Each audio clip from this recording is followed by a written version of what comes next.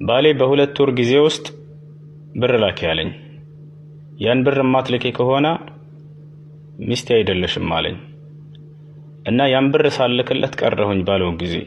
ስለዚህ ኒካው እንዴት ይታያል ትላለች። ኒካው ወርዷል፣ እንደ ዑለሞች ንግግር ኒካው ወርዷል። ሌላው ልናውቀው የሚገባ ነገር ባሎች የማስተዳደር ግዴታ ያለባችሁ፣ የቤት ወጭ ማንኛውንም ነገር መቻል ያለባችሁ እናንተ ላይ ነው። ሸሪዓ በሴት ልጅ ላይ አላደረገውም፣ ይሄን ነገር በወንድ ልጅ ላይ ነው። ስለዚህ አንተ ነህ እንጂ መቻል ያለብህ እሱ አይደለችም። አላህ ሱብሓነሁ ወተዓላ ይሄን አስመልክቶ ምን ይላል? ወንዶች መቻል እንዳለባቸው الرجال قوامون على النساء ይላል ሱረቱ ኒሳ ላይ። ወንዶች የሴቶች አስተዳዳሪዎች ናቸው ይላል። አንተ ነህ ማንኛውም ነገር መቻል ያለብህ። ነቢያችን ሰለላሁ ዐለይሂ ወሰለም ሐዲስ ላይ ምን ይላሉ? አንድ ሱሐባ መጣና ሚስቶቻችን በእኛ ላይ ካላቸው ሐቅ ምን ምንድነው ብሎ ሲጠይቃቸው አንቱ ጡዒመሃ ኢዛ ጠዒምት አሉት፣ ስትበላ ልታበላት አሉት። ወተክሱሃ ኢዛ እክተሰይት፣ ስትለብስ ልታለብሳት አሉት። ወላ ተድሪብ ልወጅህ፣ አደራ አጥፍታ እንኳን መምታት ካለብህ ፊቷን እንዳትመታት አሉት።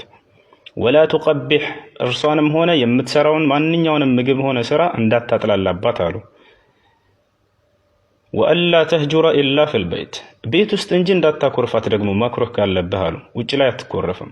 ይሄ ሁሉ ሐቅ አለብህ አንተ ላይ። ከጠቀሱት መካከል የመጀመሪያው ምንድነው? ስታበላ ልታበላት፣ ስትበላ ልታበላት፣ ስትለብስ ልታለብሳት። ይህ ማለት የቤት ሐቅ ያለብህ አንተ ላይ ነው። ማንኛውም የቤት ወጭ ያለው አንተ ላይ እንጂ እሷ ላይ አይደለም። ስለዚህ እርሷን አምጪ ብለህ መጠየቅ አትችልም፣ ማስገደድ አትችልም።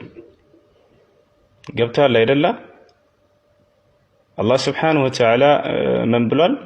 ፈኢን ጢብነ ለኩም ዐን ሸይኢን ሚንሁ ነፍሰን ፈኩሉሁ ሀኒአን መሪአ፣ ወደው ደስ ብሏቸው ከነፍሳቸው ከሰጧችሁ የዛኔ ብሉ ብሏል።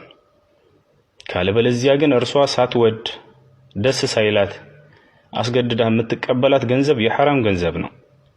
የፈለገ ሚሊዮነር ብትሆን የቤት የማስተዳደር ግዴታ የለባትም።